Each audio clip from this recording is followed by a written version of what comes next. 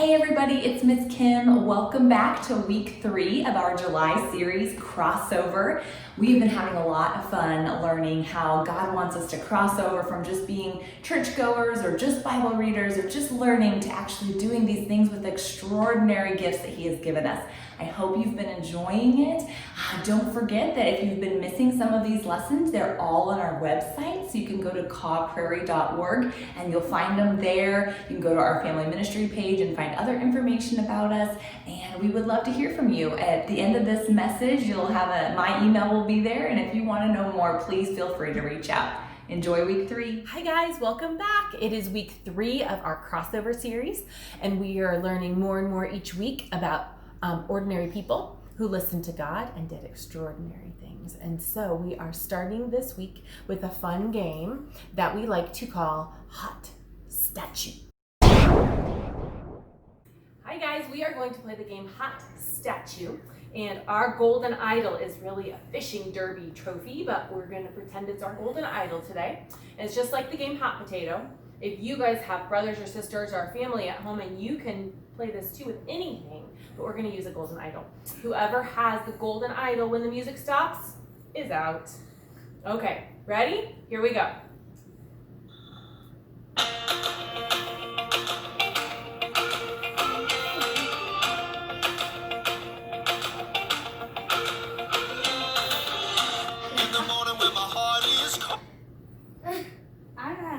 Oh man. Wait, was Beckett out or you out? Okay, so ready?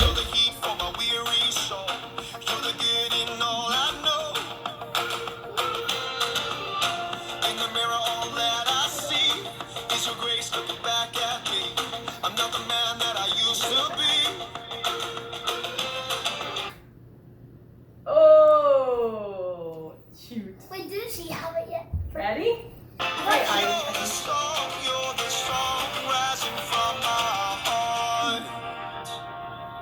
Everything comes alive.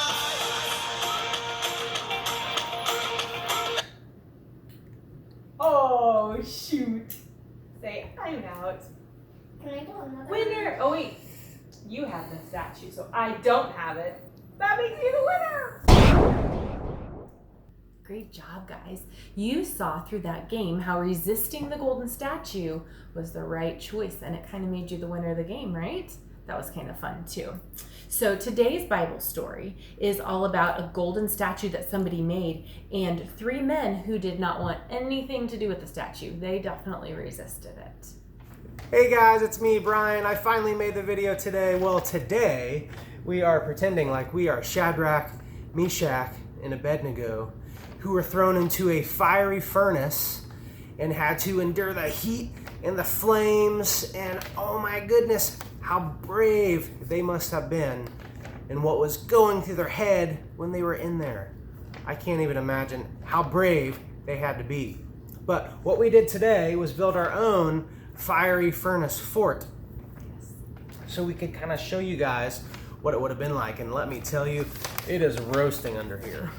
Roasting. And what we challenge you guys to do is build your own fiery furnace fort without the flames, no fire. Just the fort, I really. repeat, no fire, just the fort. And send us photos on the social media pages, and we can't wait to see what they turned out like. All right? So, I have a question for you, Miss Carol. Okay. When was a time that you had to be brave? I was brave. Brave. Really brave? Really brave, like the bravest. Probably not as brave as being in a fiery furnace, but there was this one time I was a lot younger, and some friends and I were on a boat in a lake, and one of my friends, he jumped in, was swimming around, and he swam under the boat. It was a pontoon, he was safe, and swimming all around having fun, and then a big storm came up, and it was really windy, and it started pushing our boat across the lake. And so he decided he was ready to get back on the boat, so he started swimming, and he swam as fast as the boat floated, so he couldn't catch up with the boat, and he did not have a life jacket on. And so it was kind of funny till it was concerning, and we started drifting further and further away. And so I ended up grabbing 2 life jackets, and I kind of jumped and dove overboard, and I swam to him, and we kind of clung to the life jackets and bobbed around in that lake until another boat came and picked us up and drove us to our boat, which I think had beached on an island or something. So it was pretty scary at the time. I can look back and think about it being a good thing, and an act of bravery. That was it. So wait a minute. You saved the dude? I did. Wow. Me and my life jackets. That's pretty brave. Yeah. Can I get your autograph? Yes. Anytime. All right. Anytime. So today's Bible story, like we said, is about three men who had to become extraordinarily brave, and they did a huge thing for God. They were in big danger, but they did a huge thing for God. You think we're ready for the big idea? Big idea, all right? So we've got our extraordinary box here because it's got our big ideas and it's got our past weeks here, right? We learned about peace and strength. Carol beat me in an arm wrestling match. Totally fair. And will you see what this week's is? Absolutely. All Ready? right. Whoosh. God gives us extraordinary courage. So that's our next big idea. We're going to put that on the box. All right, see you guys next week. Bye. Today's Bible story comes from the book of Daniel, chapter 3. This is a story about a not-so-nice king and three men who really loved God. These men had really interesting names. The king's name was Nebuchadnezzar, and the three God-loving men were Shadrach, Meshach, and Abednego. They lived in a place called Babylon, and Shadrach, Meshach, and Abednego all worked for the king. One day, King Nebuchadnezzar decided to build a huge statue made of gold that stood 90 feet high. That is so high. Imagine 15 men standing one on top of the other to make a tall tower, or 5 giraffes standing on each other's heads. That is one tall statue. King Nebuchadnezzar then made an announcement. He said that whenever the people heard music playing, they had to bow down to this statue. If someone wasn't to bow down to this statue, they would immediately be thrown into a fiery furnace, which was like a really giant oven that got super hot.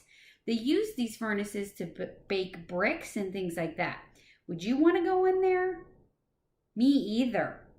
So whenever the music played, everyone stopped what they were doing and they bowed down and worshiped this statue. Everyone except for Shadrach, Meshach, and Abednego.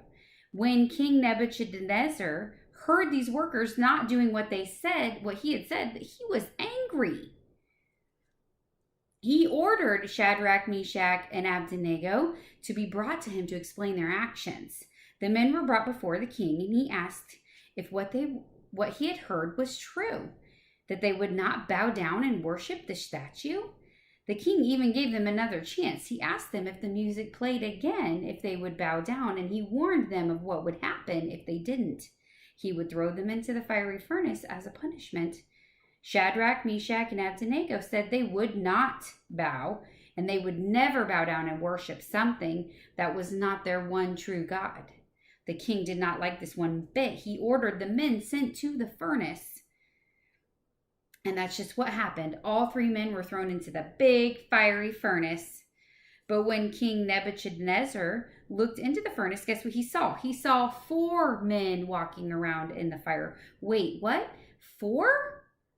So the king walked to the door as close as he could get to the furnace without getting burned. And he shouted into the doorway, Shadrach, Meshach, and Abednego, follower of the Most High God, come out here right now. So the 3 men walked out of the fire furnace without any burns. At that moment, Nebuchadnezzar knew that they worshiped the one true God. God had sent an angel to protect them from burning up. That's who the fourth person in the furnace was. The 3 men truly trusted God and were willing to serve and worship God no matter what, no matter the outcome of their choices. I have a question for you. Are you afraid of the dark? Lots of us are. Perhaps you prefer to sleep with a nightlight on. I know I do. Maybe you're okay to sleep in the dark in your own room, but what about if you're sleeping somewhere new? Sometimes we need courage when we least expect it. Have you ever been camping? That's when I'm most afraid of the dark. It gets so dark outside, and new places and new sounds can be scary. But two things give me courage when I'm camping: praying to God to help me be courageous, and my flashlight. Asking God for courage is like turning on a flashlight in a dark room. At first, it may not seem like it helps. You might still be scared or nervous. But praying to God gives you the ability to calm down and see what you need to do in order to keep moving. All right, let's read in our Bible. We're going to read from the book of Psalm. This is in the Old Testament. So it's Psalm, and it starts with a P. P-S-A-L-M. Psalm chapter 46, verses 1 and 2. So get your Bibles out and let's take a look. Psalm 46, verse 1 and 2. God is our refuge and strength, always ready to help in times of trouble. So we will not fear when earthquakes come and mountains crumble into the sea. This month we've been talking a lot about the people who God blessed with extraordinary peace and with extraordinary courage and with extraordinary strength. They were all going through some difficult things. If you remember, Gideon was asked to do something really scary, and he wasn't sure that he was the right person for the job. Joshua and his friends were told to defeat an entire super strong city using just trumpets and their voices. And then our three guys today were thrown into a fiery furnace for refusing to worship a statue. But through each one of these situations, God was with those people. They were never alone. God gave them extraordinary courage to handle anything that happened. And guess what? God does that for us too. Hey guys, it's Miss Delaney here to lead you guys in another prayer station. So this week we're going to talk about extraordinary courage. And for this activity, we will need a clear empty jar or container or whatever you have that'll fit some beads or some rocks. And we'll need 3 colors of pony beads or rocks or buttons or toys, whatever you have that'll fit inside of this container. We need 3 different colors. So go ahead and pause the video and then come back and we'll get the story. Okay, great. Now that we're all back, sometimes I know I have moments when I really need a lot of courage and I just need help because things can be really scary or nerve-wracking. And sometimes I have a lot of those moments when I'm just really anxious and it seems like I'm not brave enough to face anything.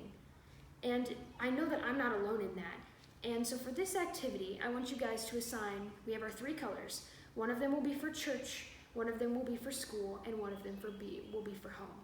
So at church, sometimes Miss Kim calls on me and I to answer a question and I'm too scared. So sometimes I need that extra courage when I'm at church to answer those questions or to sing in the choir. And whenever I'm at school, sometimes it's really scary. Like when I start a new school, like I'm going to college this fall, like that's gonna be really scary and I'm gonna need a lot of courage. Or whenever I'm at home, sometimes my brothers and sisters just kind of scare me, and then when it's creepy and dark and they told me scary stories and I just need some courage so I can squeeze my blankie tight and make it through the night. Or any other example that you guys can apply for church, school, and home. But like I just said, all of those scenarios, I want you guys to pick up a bead or a rock or My Little Pony that you guys grabbed, and I want you to squeeze it tight in your hand. And whenever you do this, think of your scenario and pray and ask God to give you some extra courage next time you have to face that. Because you were not alone, and God is always there, and He's got our backs. He's our wingman. So as we do this, we can also think about Shadrach, Meshach, and Abednego and how they asked God for extra courage too. And so we're going to squeeze it, and we're going to say our prayer, and we're going to smile, and we're going to think all the happy thoughts, and then we're going to put it in our jar. And then we will do that with however many times or how many scenarios you guys can think of, each for school, church, and home. Bye guys, see you next week. Hi friends, my name is Miss Sandy and I am the lead teacher for preschool and pre-K.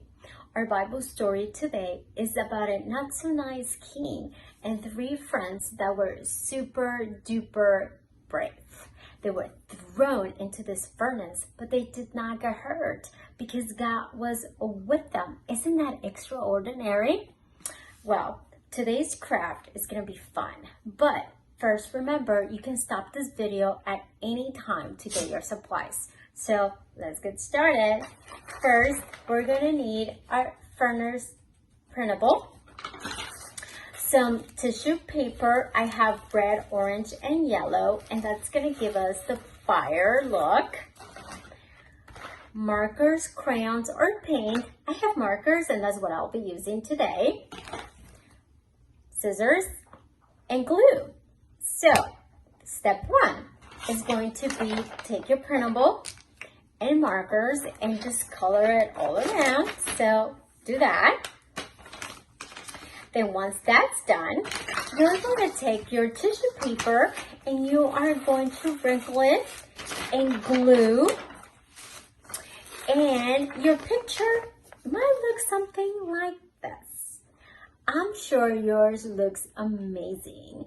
And remember, friends, that God gives us extraordinary courage. So, I will see you next week. Bye.